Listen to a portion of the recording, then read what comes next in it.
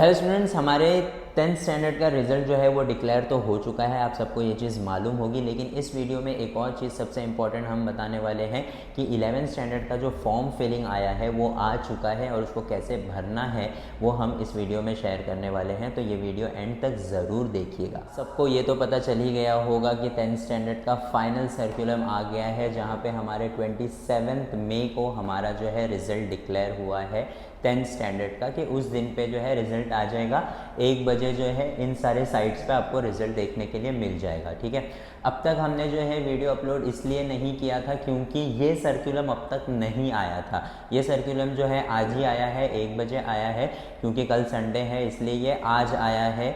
तो आज ये पक्का हो चुका है कि 27 को जो है हमारा 10th स्टैंडर्ड का रिज़ल्ट रहेगा।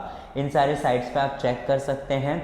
मैं सजेस्ट करूँगा 1 बजे नहीं चेक करने के बदले 1, 10, सवा 1 बजे आप आराम से चेक करो, क्योंकि कुछ बच्चों का ऐसा है कि चेक हो जाएगा 1 बजे, लेकिन कुछ बच्चों का, या मैं बोलूँ 80 to 85% बच्चों का जो है चेक नहीं होता है उस वक्त पे, क्योंकि साइट जो है वो लैग कर रही होती है, क्योंकि बहुत सारे लोग एक साथ चेक कर रहे होते हैं उसको। तो आप ये कोई भी साइट्स में से कोई एक साइट पे आराम से आप अपना रिज़ल्ट जो है चेक कर सकते हैं। दूसरी चीज़ जो है वो ये बतानी थी आप लोगों को, ये जो है लिंक बहुत ज़्यादा वायरल हो रहा है, बहुत सारे स्कूल्स अपने जो है स्टूडेंट्स को भेज रहे हैं कि ये फॉर्म जो है आप फिल करके रखिए। ये बहुत इंपॉर्टेंट है कि ये आपका जो 11th स्टैंडर्ड का एग्जामिनेशन स्टार्ट होने वाला है ना, ये उसका लिंक है। तो मैं आपको एक्सप्लेन कर देता हूँ कि ये लिंक में करना क्या है, क्योंकि बहुत सारे बच्चे इसमें भी कंफ्यूज है कि किस चीज़ की लिंक है, कैसे भरना है। तो ये एक इंपॉर्टेंट लिंक है, आप इसको ध्यान से देख लीजिए। सबसे पहले तो आपको 3 ऑप्शन दिए जा रहे हैं, with in MMRA, outside MMRA और आउटसाइड महाराष्ट्र स्टेट। मतलब आपने 10th स्टैंडर्ड का जो आपका स्कूल है वो कहाँ पर लोकेटेड है। MMRA का मतलब होता है मुंबई मेट्रोपॉलिटन रीजन। तो ये जो हमारा मीरा रोड, भाईंदर, ये सारी चीज़ें जो है ये with in Mumbai metropolitan region आता है। तो आपको विद इन MMRA करना है। अगर आप कहीं दूर के हैं, जैसे महाराष्ट्र में है लेकिन सोलापुर, नागपुर ऐसी जगह पर हैं, तो आपको जो है आउटसाइड MMRA एरिया डालना पड़ेगा। और अगर आप महाराष्ट्र के बाहर से आ रहे हैं, जैसे राजस्थान, गुजरात स्टेट से आप महाराष्ट्र के अंदर आ रहे हैं फॉर 11th स्टैंडर्ड एडमिशन्स, तो आपको जो है आउटसाइड महाराष्ट्र स्टेट डालना पड़ेगा। ये तीनों में से कोई एक करना है। फिर उसके बाद जो है एप्लीकेशन स्टेटस जो होता है वो ये होता है कि आपने जो है ये जो एग्जामिनेशन दिया है ये फर्स्ट टाइम दिया है, या आप जो है रिपीट कर रहे थे, या फिर आप प्रीवियसली पास थे लेकिन आप जो है इसको इम्प्रूव करने के लिए पढ़ रहे थे। तो ये सारी चीज़ें आपको इसके अंदर फिल करनी है। तो ज़्यादातर फ्रेशर्स और रिपीटर में ही आता है। मैक्सिमम बच्चे जो होते हैं वो फ्रेशर्स होते हैं और दूसरा रिपीटर, क्योंकि जो आगे चल के आप कॉलेजेस, ये फर्स्ट फॉर्म है, आगे चल के जो कॉलेजेस वाला फॉर्म में आएगा ना, तो उसमें कुछ कॉलेजेस ऐसे होते हैं जो रिपीटर्स को नहीं लेते हैं, या जिनको केटी होती है उनको नहीं लेते हैं।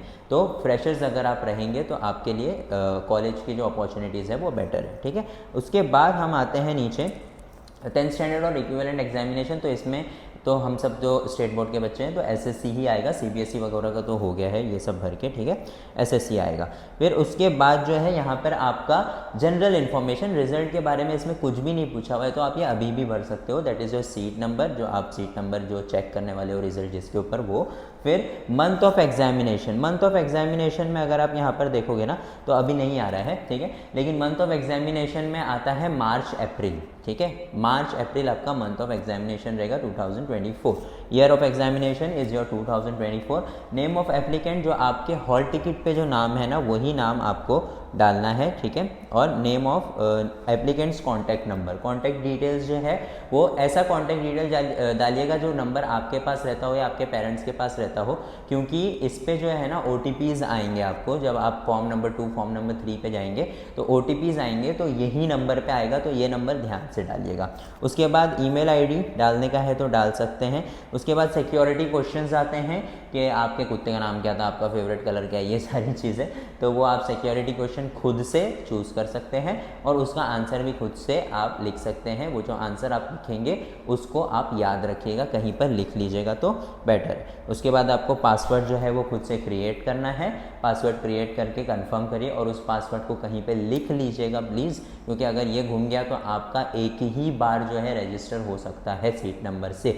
अगर आपने पासवर्ड भूल गए तो फिर बहुत परेशानी होती है बच्चों को। और ये सारा बेसिक भर के आपको है जो रजिस्टर करना है, बस। सिर्फ इतना सा आपको करना था, ठीक है। तो आई होप आपको जो है ये वीडियो इन्फॉर्मेटिव लगी हो, अपने फ्रेंड्स के साथ शेयर ज़रूर कर दीजिएगा। And best of luck for your result. जो भी रिज़ल्ट आएगा आपकी मेहनत है, उसे प्लीज़ जो है एक्सेप्ट करिएगा और टेंशन लेने की बात बिल्कुल भी नहीं है। अगर आपको जो है कुछ भी तकलीफ़ है, आगे के फॉर्म्स कैसे भरने हैं, क्या भरने हैं, वो सब के लिए हम यहाँ पर मौजूद है। सब चीज़ एक एक बार आपको स्टेप बाय स्टेप समझा देंगे। तो हमारे चैनल को अब तक अगर आपने सब्सक्राइब नहीं किया है तो सब्सक्राइब ज़रूर कर लीजिएगा। Thank you so much.